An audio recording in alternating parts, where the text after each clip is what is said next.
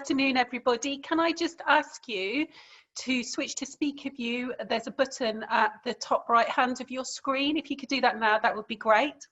And just a reminder that we're going to be recording today's session so that you can view it after the event.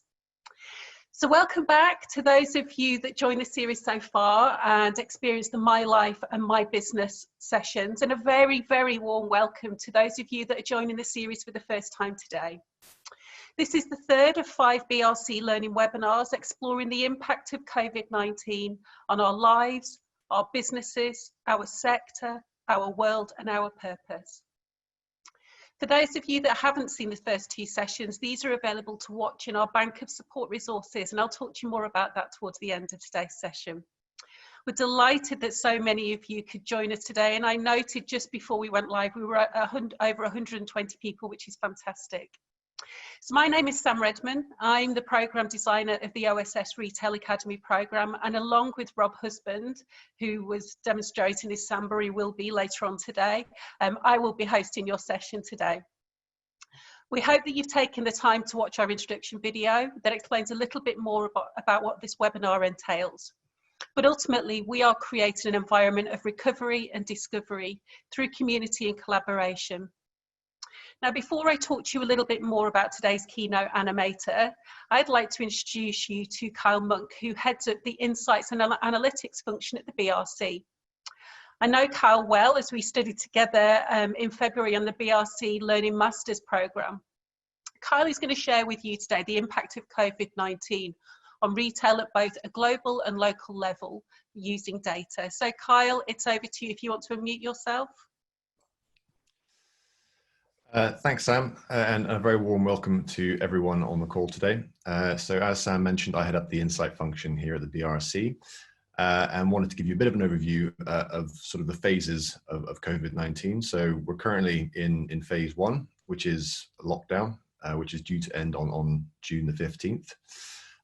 And essentially, my job involves collecting data. So we collect benchmarks on sales, footfall, online visitation, macroeconomic factors impacting the industry.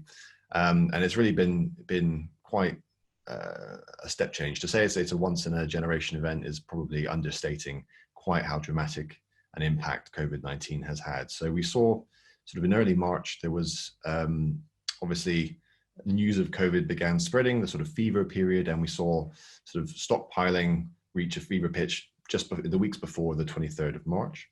23rd of March kicked in, and instantly we saw a huge drop in both consumer confidence and in overall sales. So almost overnight, footfall dropped 90% to town centres, shopping centres, and slightly less to retail parks because they were still, well, parts of them were still open. So supermarkets were still able to trade, as were sort of big box health retailers. And we've seen a sort of depressed sort of food spend for at least most of April. Non-food, the pain hasn't been felt evenly. So while lots of players have online operations, we've seen certain categories have been hit harder than most. So fashion in particular, we've seen sales drop, as much as 85%. And other categories have actually fared quite well. So we've seen computing, for example, week to week increases of up to 50% year on year for computing sales as people both furnish their home offices, but also buy electronics, consoles, etc., to help keep their families entertained for those that have small children, etc. So May, the results for May have just come out, so hot off the press. They were out yesterday. And actually what is quite incredible is we've seen sales decline, but not decline as much as you might anticipate, given that 83% of all physical stores are still shut. So sales were down just 5.9%. Non-food was down 20%, which, again, given that before all this happened, 80% of all retail spend was made in stores, it's amazing how that shift has happened. And I believe Neil's going to touch on what implications this transformation will have on the sector going forward shortly. So it all remains to be seen, really. June 15th is fast approaching, and this is when we're going to enter phase 2. Different retailers are approaching it different ways. So some are opening, a small proportion of their portfolio. Some are opening large, they're going all out and opening their entire store stock. It'll be really interesting to see over the next period how demand plays out, and how consumers return to stores and what numbers they return to them in. So I'll leave it there. That was a brief snapshot of what's happening, and pass back over to Sam. Thank you, Kyle. Thank you. And just to let you know that we're going to be sharing some of the facts that Kyle has just shared with us in our resources bank after today's seminar. So in today's webinar, we're going to be exploring the impact of COVID-19 on this sector. The points we will explore include getting new insights into the trends and themes that continue to emerge at both the global and local level. We're going to find out how businesses can evolve to create the sector of the future and understand what this could look like. And we're going to explore the role that social responsibility could play in helping retail recover from the global crises. So our keynote animator today is Neil Gibb. He's a consultant writer and future thinker who's worked for over 20 years with companies large and small, helping them apply new thinking and technology to improve their businesses. His clients have ranged from Shell, Barclays, the European Space Agency, the Nationwide Building Society, to dozens of small tech firms, including currently a cryptocurrency AI startup and a data analytics company. A decade in writing based on research and experience across 5 continents, The Participation Revolution is his first non-fiction book and is being used to develop a module on digital innovation at Cambridge University. Neil's going to talk to you for around 20 minutes, and then you'll be invited to join smaller discussion groups. And can I ask that you accept the invite to join as soon as it appears on your screen? And at this point, we're going to ask you to turn your cameras and audio on so that you can fully participate in the discussion. And Rob's going to talk to you more about that once Neil has finished speaking to you today. So with no further ado, Neil, I'd like to hand over to you. Thank you. My name's Neil Gibb. Hello, everybody, and thank you to BRC Learning for the opportunity to do this. And I just want to start by acknowledging where we are. You know, when I first started talking to Terry at BRC Learning, we were talking about the lockdown and how to deal with the lockdown.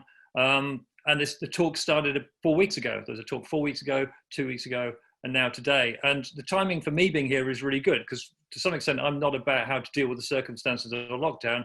I'm interested in where things are going, where the future is going, and particularly in the context of this conversation, where retailing is going. And, you know, all shops, it was announced last night, are going to be able to open on Monday. So we're now coming out of that kind of dark period into this new era. So that's really what I'm going to be talking about. But before I go any further, and this really will be a theme that threads through what I'm talking about.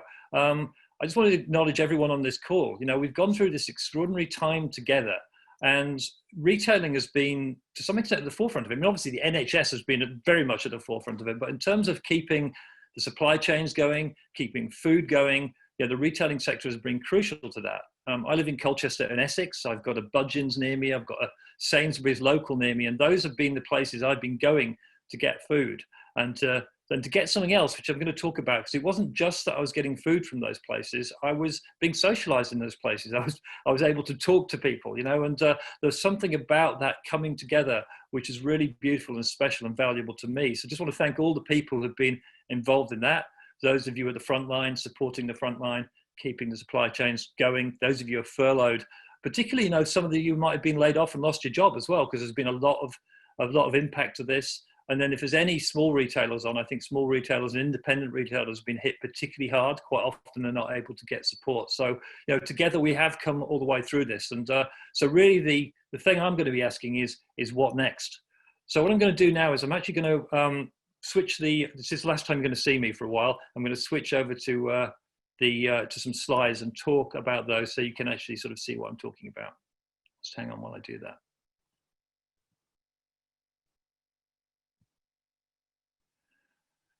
So this is the question, really, that I've been asked to comment on: how to thrive in the new retail landscape. Now, something that rings in my ears at times like this is a line from Jack Ma, who created Alibaba, who is an amazing entrepreneur, but also a really smart guy. He's well worth listening to if you haven't listened to Jack. He's got a lot of really good ideas about things. And he says, there are no experts in the future.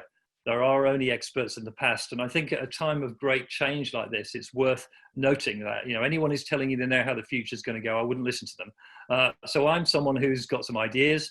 I've done a lot of research. I'm quite good at seeing patterns, and that's what I'm going to share with you today. And I'm particularly going to share from case studies, because I think that's important, you know, rather than opinion. You know, here's some things that seem to be working that you can learn from, that might point towards what retailing looks like in the future. So to start off with this is a book that came out 2 years ago now, called The Participation Revolution. I'm going to be basing my talk on that. It did quite well in the UK 2 years ago. It was a W.H. Smith's bestseller and an Amazon Kindle bestseller. But I'm not trying to sell a book, because one of the things I have discovered is there's not a lot of money in books these days. So I'm really just talking about it's there and it's been received. But why it's interesting now is because 2 years ago I was talking about what I thought was going to happen. And it's interesting now to see a lot of those predictions seem to be coming true. I'll show you a curve in a minute that I was looking at how social transformation happens and how it tends to be moved along by certain very disruptive incidents. I didn't expect it. I wasn't predicting anything. I wasn't saying there was a virus coming. I thought it would be a trade war, actually, but it didn't surprise me when this happened. So I would say we can expect more of this. You know, more disruption. It'll be social disruption, political disruption, technical disruption, all sorts of things which are going to kind of move us into a new era. So I'm just going to show you a curve that I like to use a lot. I'm not going to dig into any of this stuff in great detail because I don't have a lot of time, but I better keep an eye on the time. This is kind of how social change happens. We're in probably the third great social transformation of the modern era, but the first one being the Renaissance, you know, way back in the 1500s and 1600s. There was the Industrial Revolution, which is the sort of 1700s, 1800s, and now this revolution. I'm calling it the Participation Revolution at the moment, but I'm pretty certain history will decide what this era is about. You know, we all talk about digital at the moment, but digital very quickly and already really is just becoming the way things are done. So that word's just going to disappear. So we'll find out in the future what it's about. But for me, I think it's very much a social revolution. And what happens is these kind of three eras. Some new technology comes along that fundamentally changes how we do things.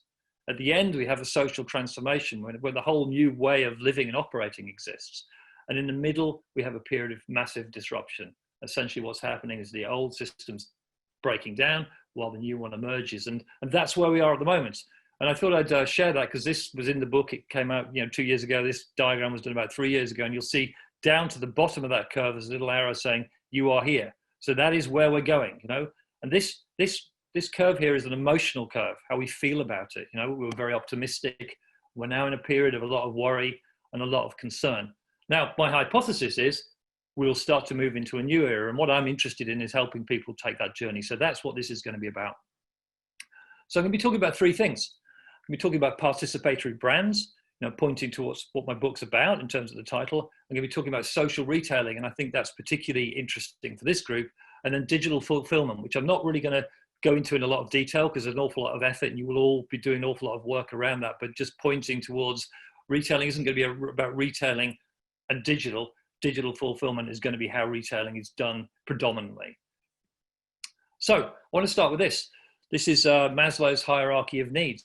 And I think it's a really good place to go when you start to think about human beings, because at the end of the day, any business is about human beings. And at the moment, what's happening is that social sentiment is changing very, very dramatically. And we're seeing that. I don't have to tell you that. You're seeing that on your TV screens at the moment. It has been for the last number of years, and it's escalating. And I think it's going to continue to escalate. So this is about what human beings need. For those of you that don't know Maslow's hierarchy of needs, I'm not going to give you a class in that, only to say that Maslow was a psychologist in the late 40s, an American from New York City. He was the first psychologist that looked at positive psychology. In other words, what made human beings happy, what made functional human beings function. And he came up with this hierarchy. And he basically said to be happy and fulfilled as a human being, we need all of this.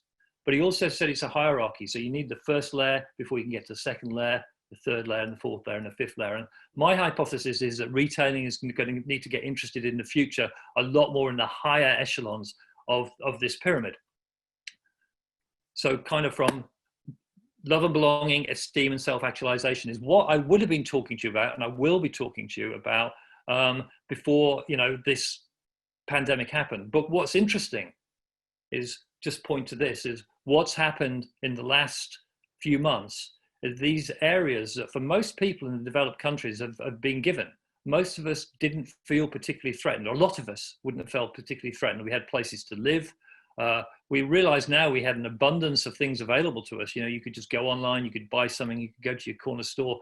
Pretty much all food was available. You know, you could get things that were, we don't have to wait about seasons anymore. And then suddenly what has happened is there was an existential threat, and people felt worried about their health, about their well-being, and literally whether they were going to be able to get food or not. So what's been happening over the last few weeks and months is we've gone right down to the bottom of this pyramid.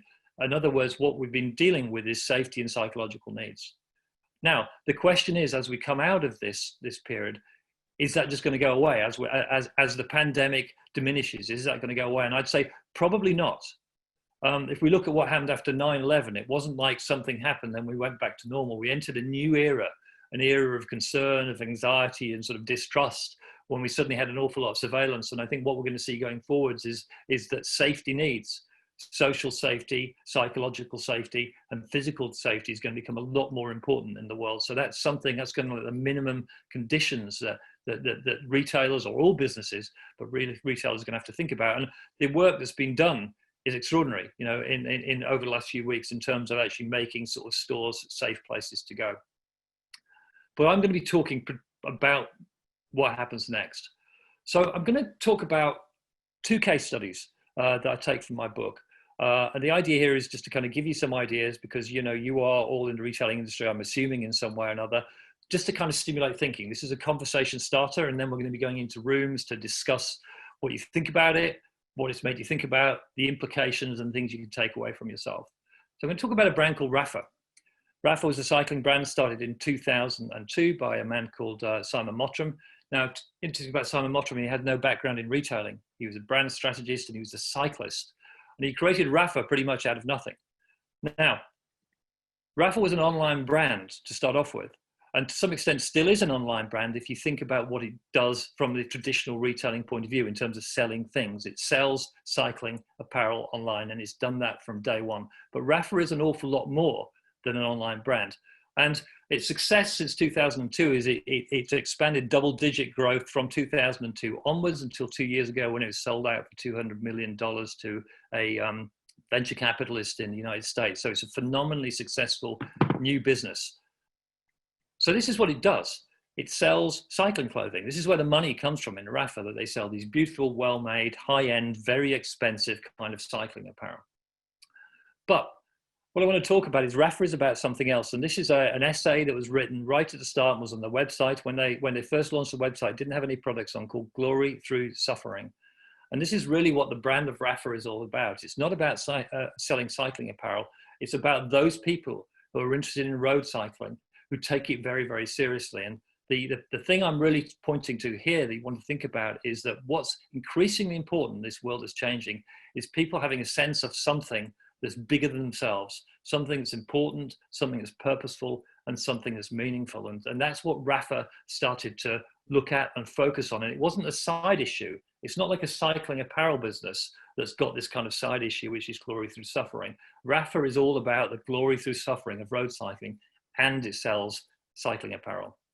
So this is all what it's all about. It harks back to the Tour de France and everything that went with that. And this is its logo. That's in Italian. I'm not even going to try and pronounce that, but it's glory through suffering in English, which is what you can see there. Now, what's interesting about that is the marketing of Rapha to this day, and this was 2017 in Cycling Weekly. It's still focused on cycling. It's not focused on cycling apparel. And here we are. Literally, here is an article called "Taking the Pain: What Does It Mean to Suffer?" 15 years after the brand was launched. That's what it's all about. So ultimately, what Rapha is about, and why Rapha has been so successful and been able to expand as a premium brand, is it's about the top of the pile. And this is something that's becoming more and more important to humans beings, particularly in the developed world, which is this rather grand term, self-actualization. In other words, the desire to become the most that we can be. And that's what Rapha is all about.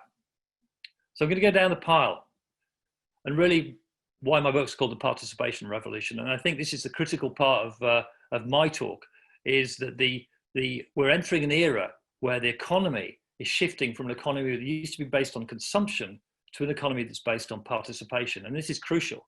And if you look at all the brands, the big brands and the big, the digital brands particularly, that have expanded so rapidly over the last 15 years, like Google, like Facebook, like Instagram, they don't have any products. If you look at Uber, if you look at Airbnb, they don't have any products. If you look at eBay, it doesn't have a product. They help other people participate in the market. And if you look at a lot of retailing brands, something like Rafa, something like Lululemon, again, that have expanded very rapidly, they're not just selling something, they're helping people participate in something that's meaningful and matters to them. So it's a shift from consumption to participation. And here's the people of Rafa, or here's some kind of cyclist, glory through suffering out there in the snow. So if you look at what Rafa did and what Rafa do, a lot of what they do, be it online, is about what happens in the real world. Something called the Rafa Continental they do, which is an ongoing cycling event that they do around the world. They do a lot of YouTube. Again, it's all about cycling. Of course, they're wearing their apparel, but these are not adverts. This is about participating in road cycling. These real people doing real cycling using their gear. And here's Old Spitalfields Market in East London, the Rafa Sunday Clubhouse ride. So what you see all around the world is their passion is helping people participate in cycling. So we're talking about participatory brands.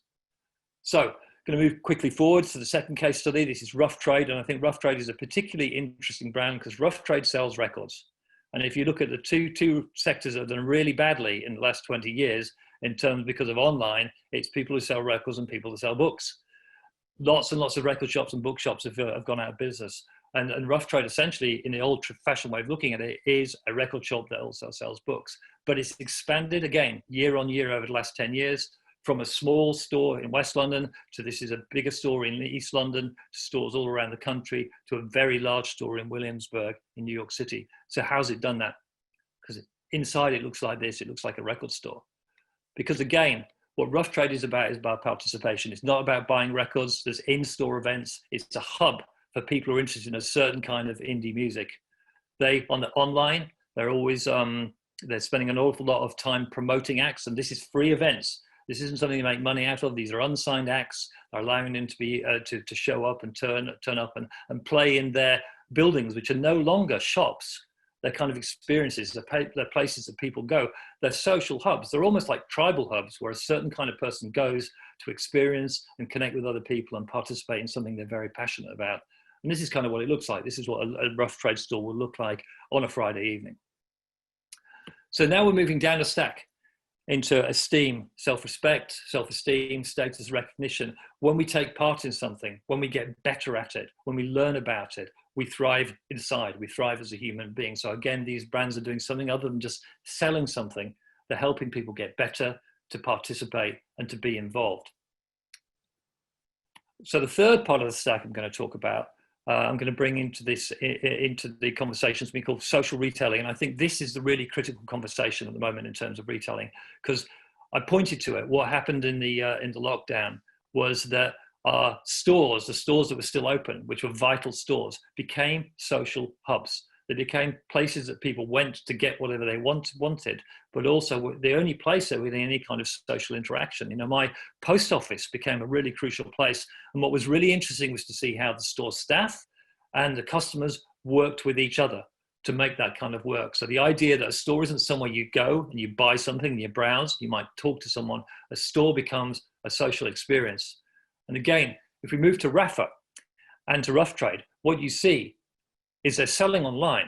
So both of them are businesses that do an awful lot of digital fulfillment. So most of Rafa's product, about 95% of it, is being sold through the website. Again, same with Rough Trade. If you actually want to buy a record or a CD or whatever, an awful lot of that volume is going through very well designed, very optimized, very modern websites.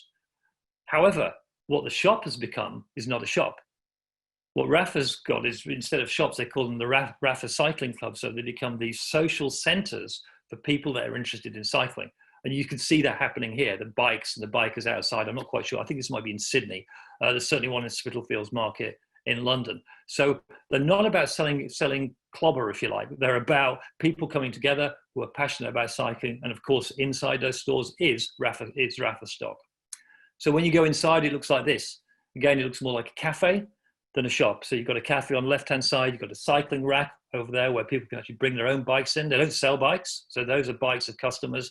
You've got these rather clever tables, which has got raffle stock in them, but where people are sitting. And in the back there, you've got a picture a TV screen where you're actually seeing road cycling, the Tour de France, whatever, kind of playing all through the day. So this is a social hub for people who are interested in cycling.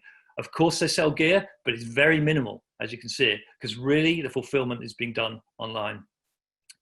Then if we move to rough trade, again, you begin to see what a rough trade store looks like when you go in. This is Rough Trade East in London. It looks like a cafe. It looks like a bookshop. Essentially what these new stores are emporium. They're emporium for people who are passionate about something, in this case, indie music. I love this. They're very, very participatory. There's an awful lot of things you can do. They have sound booths, places you can listen. In this case, you can actually go and get an old-fashioned style photograph taken. There's an awful lot of things you can do. They're very, very participatory and experiential. And of course, outside, what you see, and this is, I think, in Williamsburg now, it's a meeting place. So this isn't a place you walk in and try and get out of as fast as possible, which is what an awful lot of stores can feel like, you know. It isn't a box full of stuff what you go in and you browse through. It's a place that you actually go and hang out and participate and meet. And finally, in the evenings, the stores actually transform themselves essentially into gigs. So now you've got something that's a retailing or selling product in the daytime to a place that can kind of meet and they can participate and take part in something that they're passionate about, but with other people. So this takes us down to, I think, what is the most critical conversation at the moment, which is what these shops, these places, I don't even know what you call them anymore, are about belonging. I mean, Maslow talks about love and belonging. It's certainly, perhaps it is love for each other, but it's certainly love for something. And it's belonging and feeling part of something. And particularly in a world where we no longer feel safe, going to places where you feel safe and you feel part of and you identify with people is really, really critical. So here's a little picture I took. I did a TED talk about this last year, and this kind of summarizes what I'm talking about. I think there's these three circles here. The first conversation was about purpose. These brands have purpose, and it's not like a purpose statement. It's not like a corporate social responsibility side hustle. They are focused and they are orientated around a purpose that is meaningful and matters and authentic to those that care about them. They're participatory. They're actually facilitating, enable people to participate and take part, and they have a strong sense of belonging. And if you have all those three things, then people feel deeply connected. And if you want to talk about customers, although I don't believe these brands tend to have customers, I believe they have fans. And that's a phrase I use more and more. People feel deeply connected and they keep coming back. So the summary of that, what was the question? How to thrive in the retail landscape? There was three things I was talking about. Building participatory brands in terms of the actual real world landscape. It's about social retailing, creating social hubs that people come together and do things. And the digital fulfillment is what's actually driving things in the background. Cool. So with that, you get me back. Yeah. Looking forward to discussing it further with you. Cool. That's great. Thank you. Thank you, Neil. It's like one of the unenviable jobs of being a host is that you have to stop people. And I was feeling, oh dear, where am I going to stop him? But fortunately, I've watched the TED Talk. So when I saw the 3 concentric circles, I had a sense of, right, we're gonna get a bit of a summary. So thank you, Neil, for that. And I think some really rich stuff that you brought there. So for those of you who have been part of these seminars before, you will know that what we're not going to do is just talk at you. We're going to get you to have some discussions. And I'm going to frame a question for you as you go into some breakout rooms. When you go into breakout room, you'll get an invite in a minute to join the breakout room. If you can just click on join, that's fantastic. When you get into the room, remember to switch on, make sure your camera's switched on and you're unmuted so that you can participate in that group.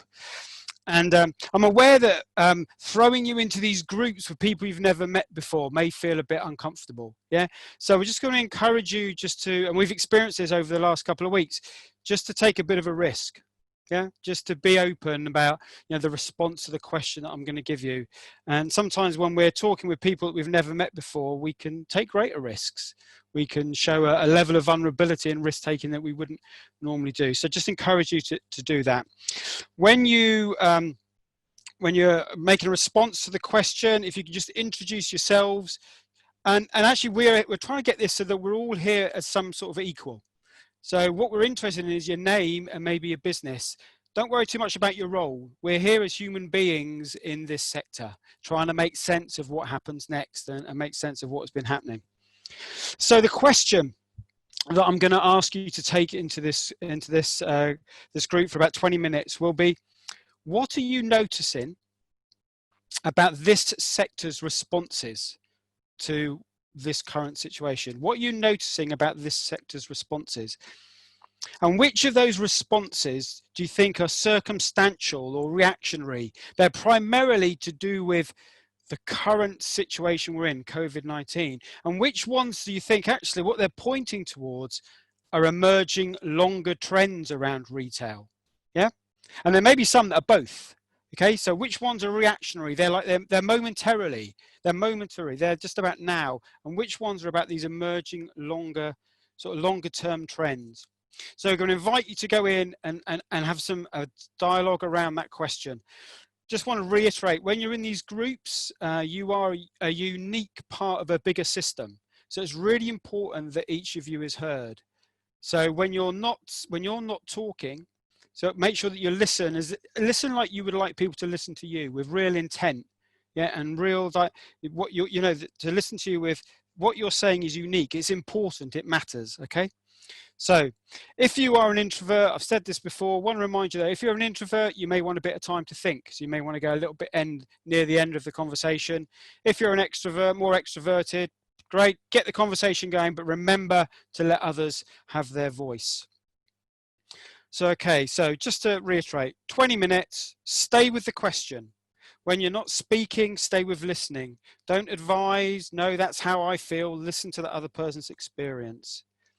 And during the 20 minutes, what we're going to do is we are going to broadcast reminders of the question and the timing. So you've just got a bit of idea of how long you've got.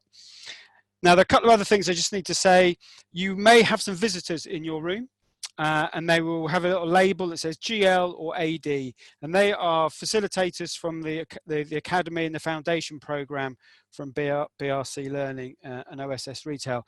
So they may just be there, and they will be there just to listen and get a sense of what's happening. So don't wait for them to come, because they won't be in every group, and don't feel like you need to give them space. They're there just to hear.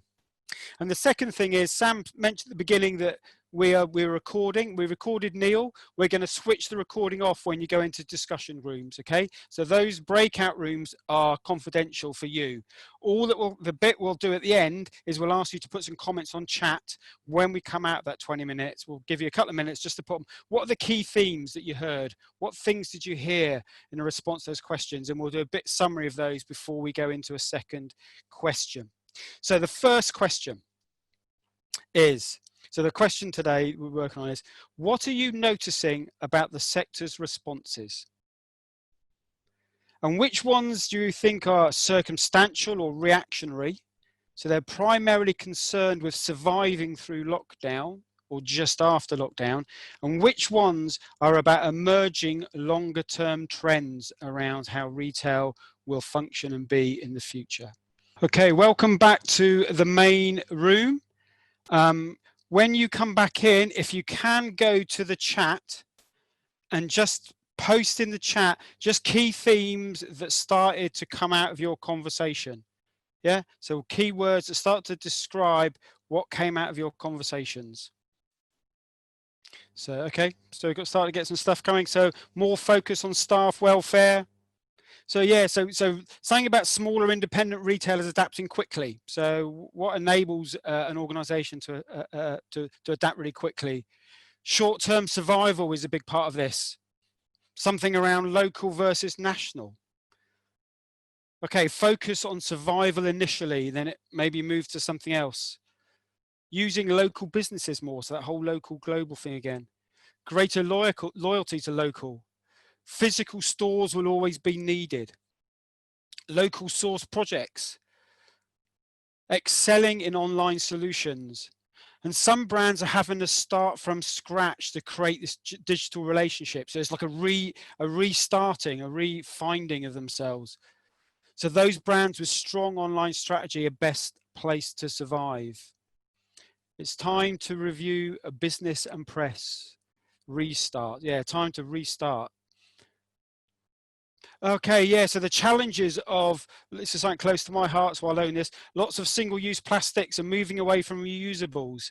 So here we have one disruption, and how do we respond to that disruption in terms of other things that are happening around the world? So homework likely to stay as companies more flexible. So it's created a new sort of flexibility. Okay. As stores reopen, those customers who are coming in are more likely to buy. A greater emphasis on emotional engagement with brands and less on sell, sell, sell. Yeah, so again, people are starting to notice actually there's a shift in human thinking or human engagement with what it means to buy stuff. Okay, and there's something about community, continuing that community feeling. So there's something happened in our local communities. And how's retail going to fit with that? How's it going to journey along with that community stuff? Okay, pre-COVID theme for most retail companies was to go digital first and reduce shop footfall. This is complete contradiction to the ideas of retailers being social hub. So there's some challenges, there's some contradictions. Okay, so there's lots of stuff. What we do with this stuff, we're going to collect all this and we use it to help us create a few resources, which Sam will talk about next time. And also it will inform what the next speaker says. So there's lots of stuff still coming through. It's really great. So yeah, tricky trade-off between offering an acceptable social distancing while maintaining sufficient throughput. So yeah, some real challenges for the immediate, but also these things about longer term and more esteem for retail workers. You know, Neil at the beginning was some stuff about some people who've taken some amazing roles, his idea of key workers. Okay, so lots of great stuff. As most of you will know, what we tend to do is have two discussion groups. And the second one, we're going to take you to a second question. And the second question is, okay, so we've heard some of this stuff. You've had these conversations around what responses you've seen in the retail sector. The question now is, what's your learning? So you've seen this stuff, and what are you learning? And that learning might be about you, it might be about your business, or it might be about the whole sector. So what is it that you are learning, yeah, from those conversations you had earlier and what you've heard Neil say, and how might you take that learning into the future? So it doesn't just get lost, oh, I had a great conversation about that. How do you take that learning forward? Okay, some great stuff around, yeah, about how we need to change and respond as leaders in our leadership and our communication. How do we evolve a different kind of service? Yeah, stores become more about experience and the people we employ, more about and being entertainers. All right. Yeah, and do we have the right management skills to do this new thing?